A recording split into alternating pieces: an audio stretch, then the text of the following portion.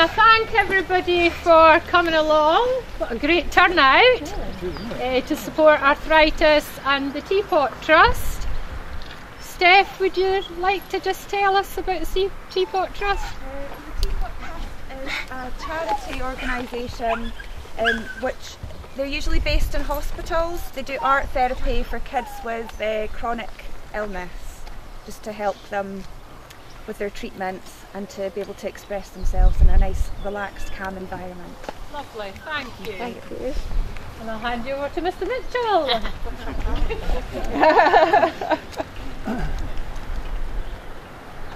Thank you all for coming today. In the words of Laurel and Hardy, thanks Irene, this is another fine mess you've got me in. St Mary's Isle is part of St Mary's Isle Estate. It's a wooded peninsula that protrudes southwards into Kirkcudbright Bay. At one point, the small Augustan priory of Trail of Trust.Irene was here, supposedly built between 1189 and 1220.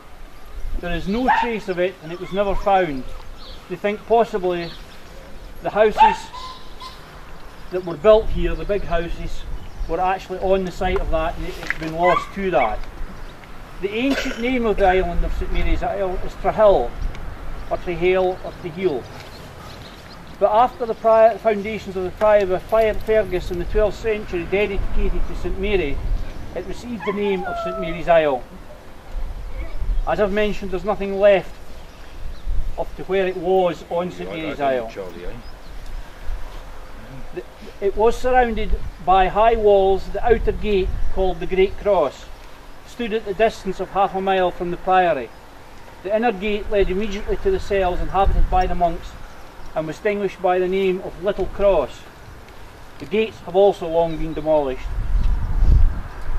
All the buildings that were there were pulled down when the Earl of Selkirk extended his beautiful pleasure grounds at the time to make it his home.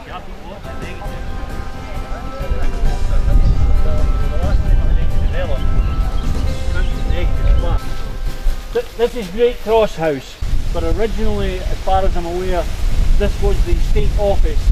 The kennels for all the dogs were across there, and they've now been converted into a bothy. But this is where the hub of the whole thing really was when my great-grandfather was here. So David just corrected me and told me that at its heyday there was over 100 people employed down here. So it shows you just how big and how much the town of Kirkcudbright did rely on St Mary's Isle. We'll go on down through to the site where the big house was. Thank you.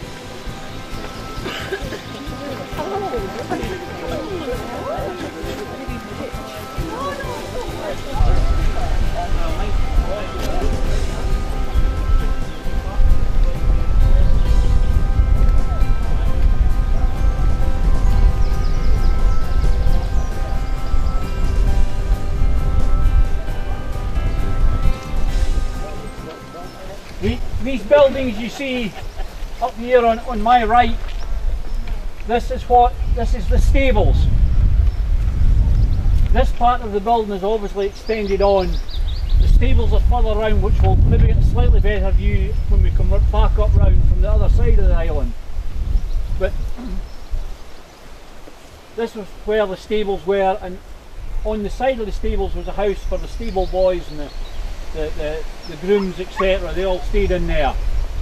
This is the site of the big house, of which you'll see some pictures hanging on the fence here of what the house looked like. And if you can imagine, it would probably come out to roughly where the end of the buildings are. It came a lot further than what it does. All that was left after the fire was from the chimney there, approximately from the chimney.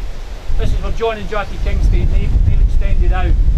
But all that was left was what was called the servants' hall, which was a really large room for the servants all to meet in and eat in.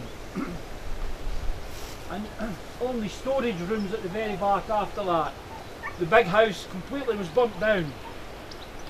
It was burnt down in 1940. Unfortunately, it was the first house in this area that had an electric lift in it. And the lift shaft caught fire.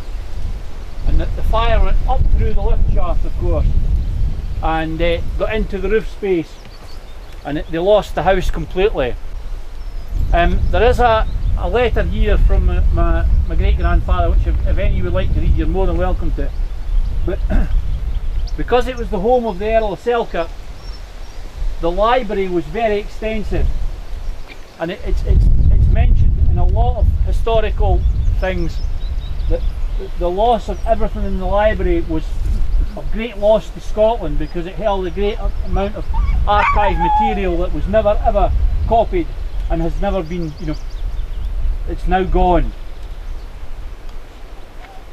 Captain Hope, who inherited the Isle from his mother, who was a sister of the Earl of Selkirk, he decided that the old house that stood in this site was, well, basically pretty ugly.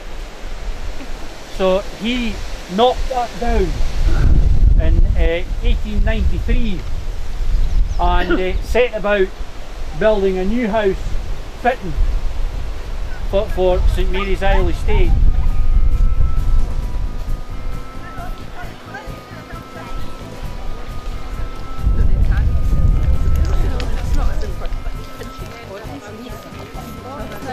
It'll not be secret anymore.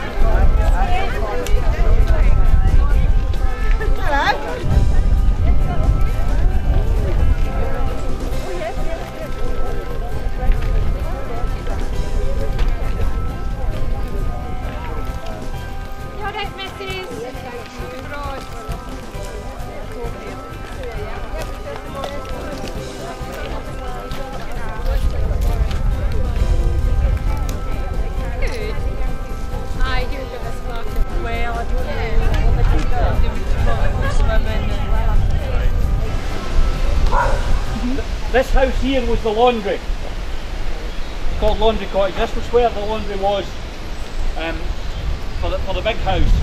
The big house is straight through there. It's only about maybe 300 yards, and it was always the path between the big house and the laundry was the most worn part of St Mary's Isle. Hence all the gardeners except to make their way for the laundry base. But this building here, this was built for a generator to power electricity to the house before electricity was put into the house from the grid.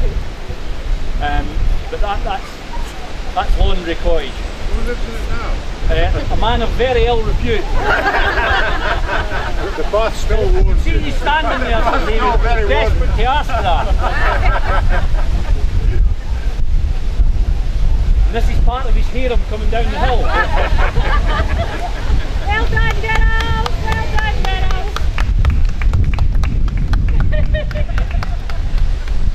Just when we're here, I'd like to thank you all and to tell you that today we raised £372. Thank you. Thank you.